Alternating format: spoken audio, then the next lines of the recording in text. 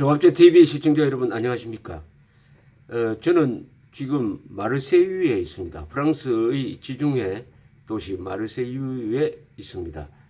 그러나 휴대전화를 통해서 국내 사정을 체크를 하니까 여기 있으나 서울에 있으나 똑같은 감각으로 말씀을 드릴 수 있게 되어서 정말 한국인으로서 행복하다는 생각도 듭니다. 이렇게 한국의 IT, 즉 정보통신산업이 발달하게 된 것은 1980년대에 전두환 대통령 시절에 집중적으로 정보통신 분야에 투자를 했기 때문에 1990년대에는 세계에서 가장 앞선 정보통신 기술을 기반으로 해서 지금 우리가 자랑하는 전자산업도 발전시키고 통신을 초현대화할 수 있었습니다. 산업화에는 늦었지만 정보화에는 앞서가지 않은 조선일보의 구호가 그대로 실천이 되었습니다. 이명박 전 대통령에 대한 중형 선고, 신동빈 롯데그룹 회장에 대한 집행유예 선고, 이게 서로 엇갈립니다. 그런 가운데 아주 중요한, 저는 굉장히 이게 중요한 문서라고 생각을 하는데, 허현준 전 행정관, 청와대 행정관입니다.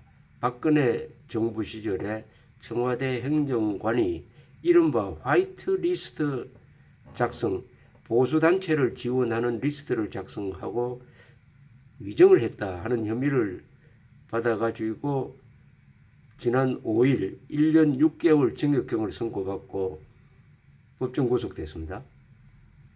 이분이 법정 구속되기 전에 써놓고 간 글을 아마 가족이 대신 페이스북에 올린 것 같은데 그 내용이 조선닷컴에 실렸습니다. 이걸 읽어보면은 이 정권의 이념적 정체에 대한 아주 의미 있는 분석을 하고 있습니다. 허현준 씨는 이 대학교 다닐 때 극좌, 주사파에 가까운 극좌 운동권이었습니다. 그러다가 90년대에 전향을 했습니다. 전향을 할 때 보통 좌익 운동을 하다가 전향을 하면은 확실한 우파가 되는데 강철이라는 이름을 가진 김명환 씨나 아니면 김문수 지사 같은 경우가 좋은 예입니다만은 이 허현준 씨도 완전하게 전향을 한 사람이니까 이런 사람은 현 정권의 이념적 정체에 대해서도 잘 압니다. 그런 백그라운드를 가지고 있고 이 국가보안법 위반 혐의로 두세 번 구속된 전력도 있습니다.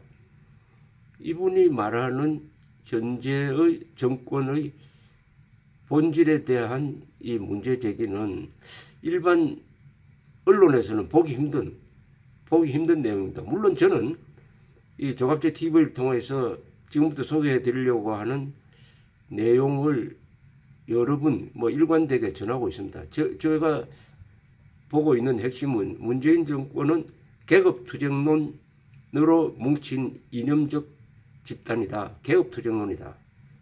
이 계급투쟁론이라는 점에서 북한 노동당 정권과 일맥상통할 뿐만 아니라 세계관이나 가치관이나 통일관에서 공통된 점이 너무나 많다. 이것이 대한민국 헌법에 저촉되는 불가피하게 저촉될 수밖에 없는 방향성을 가지고 있다. 실제로 국정 운영을 하면서 중대한 헌법 위반을 너무나 많이 하고 있다. 그 헌법 위반의 정도도 국가의 정체성과 정통성을 부정하는 반헌법적이고 반국가적이고 반역사적이고 반사실적인 성향을 보이고 있다라고 비판을 해왔는데 이 허현준 씨의 제 글을 제가 지금부터 읽어드리면은 아마 공감하는 바가 있을 것이라고 생각합니다. 허 전 행정관의 페이스북 글 전문입니다. 원하지 않았으나 피할 수도 없었던 길이다. 결국 발길이 다시 서울구치소를 향하고 있다. 차가운 바람이 스쳐간다. 나는 검찰이 쳐놓은 그물과 짜놓은 거짓 프레임에 순응할 생각이 없었다. 사실과 어긋나는 창작된 스토리에 맞춘 거짓 자백으로 구속을 피하거나 형량을 줄이는 등의 선처를 바랄 생각도 없었다. 검찰은 그런 나의 정당한 불복에 반성의 기미가 없다며 재판부에 엄벌해달라고 요청했다. 국내의 관심법의 망령이 살아나 명확한 증거가 없는데도 묵시적 청탁이라며 대통령을 구속하는 상황에서 힘도 없는 나를 또 구속하는 것이 뭐 그리 어렵겠는가. 짜놓은 적폐청산 게임판에 던져진 조린데 말이다. 지금의 이 폭정은 폭정이라고 했습니다. 급진적 좌익들이 오랫동안 준비하고 예정하던 것이다. 겉으로는 인권과 민주주의, 차이의 존중, 다양성 등의 미사역으로 위장하지만 그들의 정신세계의 근본은 계급투쟁에 있다. 그들이 설정한 적대 계급의 파멸을 목표로 한다. 이거 무시무시한 이야기입니다. 계급투쟁론에 있다 있으므로 지금 문재인 정권의 이념적 가치관이 목적은 적대 계급의 파멸을 목표로 한다. 문제는 이 적대 계급이 대한민국 수호 세력이고 보수 우파 세력으로 불리고 그리고 대한민국 헌법을 소중히 여기는 반공자유민주 세력이라는 뜻입니다. 허윤주 씨의 말을 그대로 빌리면 반공자유민주 세력의 적대 계급으로 보고 그 파멸을 목표로 한다. 보수 괴멸시키겠다 하는 말과 같은 뜻인데 이분은 아주 좌익 운동가 출신답게 그 요약을 잘 했습니다. 제 요 대목을 다시 한번 읽어드리겠습니다. 지금의 이 폭정은 급진적 좌익들이 오랫동안 준비하고 예정하던 것이다. 겉으로는 인권과 민주주의, 차이의 존중, 다양성 등의 미사역으로 위장하지만 그들의 정신세계의 근본은 계급투쟁에 잇따라 그들이 설정한 적대계급의 파멸을 목표로 한다. 적대계급을 파멸시키려면 헌법을 위반해야 됩니다. 그런데 적대계급의 파멸을 누가 하느냐? 바로 검사, 판사가 하게, 경찰, 검사, 판사가 법이라는 이름으로 하게 되어 있다는 의미죠. 이어서 읽어드리겠습니다. 고모부와 그 가족을 고사포로 총살하고 이복형을 독극물로 피살하고 리설주 성추문이 알려졌다 하여 은하수 악단 단원들을 화염방사기로 태우고 체제를 비난했다거나 간첩으로 몰아 정치범 수용소로 보내고 폭력을 동원한 극한의 훈련으로 어린 아이들의 집단 체조를 연출하여 수령 체제를 선전하는 폐륜적 범죄자 김정은을 민족의 자존심을 지키는 불굴의 지도자라고 부추기고 김정은과의 포옹에 열광하는 저들의 모습에서 절정에 이른 급진적 좌익 세력의 사악한 정신세계가 드러난다.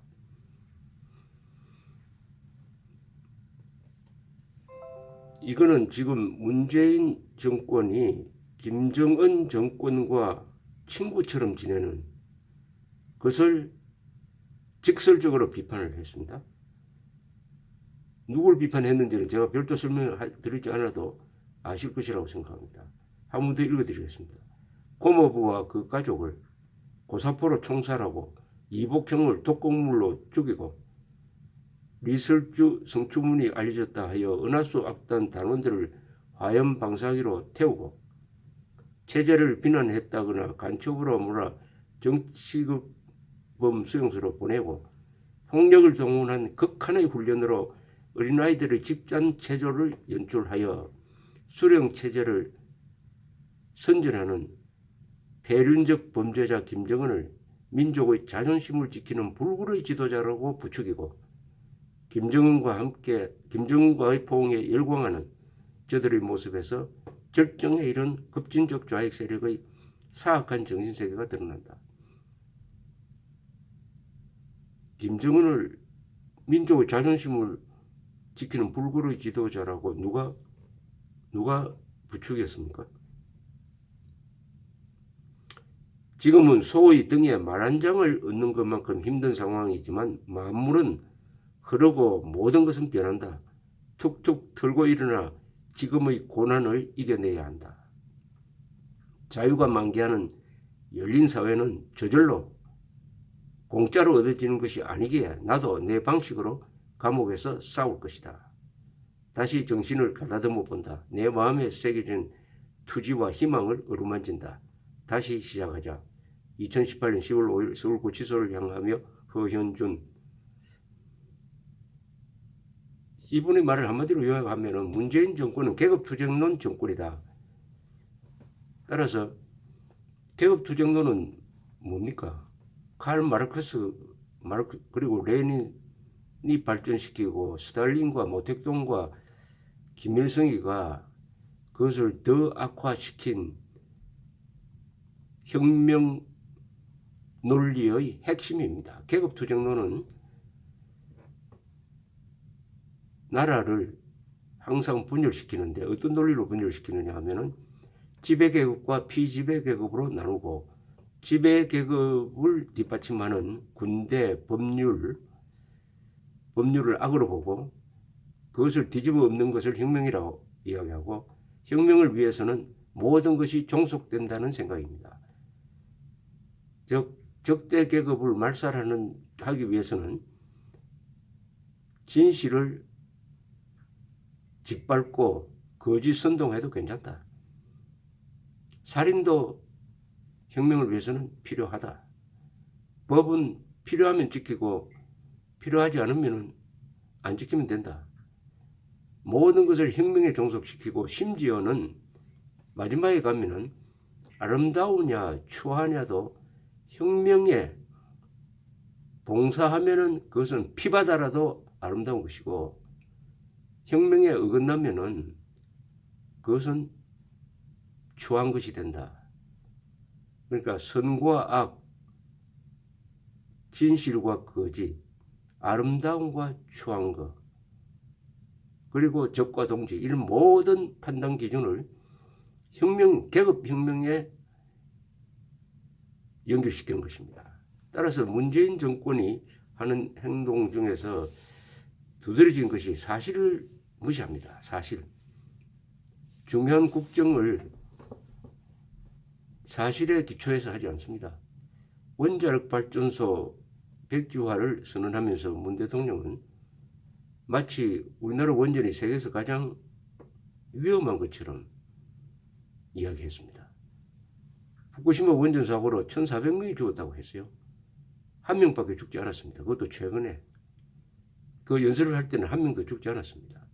뭐 이런 류의 사실과 다른 행동에 대해서 이 허현준 전 극좌 운동가, 지금은 우파로 돈 운동가는 계급투쟁론적 사고방식으로 자신들의 적대 세력을 지금 말살시키려고 한다. 그런데 말살하는 방법이 북한식으로 하지 않겠죠. 법으로 하겠죠. 법으로. 그러면은 검찰과 판사가 계급투쟁 정권의 수단이 된다는 이야기가 됩니다. 하수인이 된다는 이야기가 돼요. 이렇게 되면은 이것은 일종의 법치 독재라고 합니다. 폭력 독재라기보다는 선동 독재, 법치 독재. 법치 독재를 가능하게 하는 것은 바로 언론의 선동입니다. 그리고 그 선동에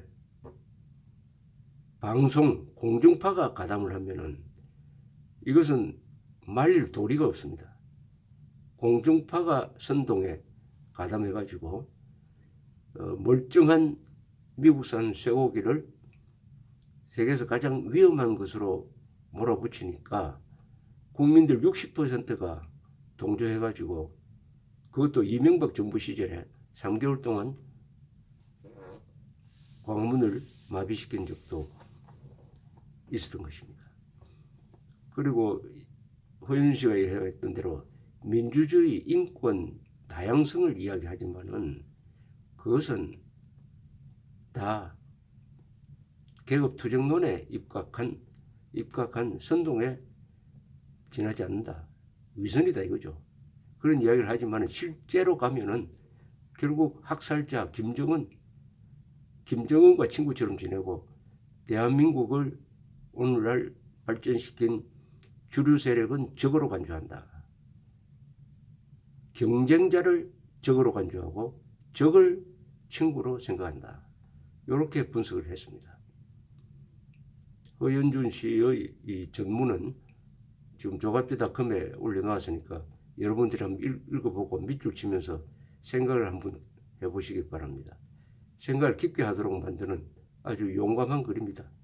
그리고 이 사람이 마지막에 이야기했듯이 이 자유라는 것은 공짜로 주어지는 게 아니다. 열린 사회는 공짜로 얻어지는 것이 아니다. 감옥에서 내 방식대로 싸우겠다. 라고 한 그 말이 이런 이야기를 낳게 합니다. 나라가 망할 때는 똑똑한 사람이 부족해서 망하지 않습니다. 용감한 사람이 없을 때 망합니다. 용감한 사람이 없을 때 망합니다. 지금 한국에서 가장 부족한 것은 머리 좋은 사람이 부족하지 않습니다. 용감한 사람이 부족합니다. 자유를 지키기 위해 한 사람도 목숨을 걸지 않으면 모든 사람이 자유를 빼앗기게 됩니다. 감사합니다.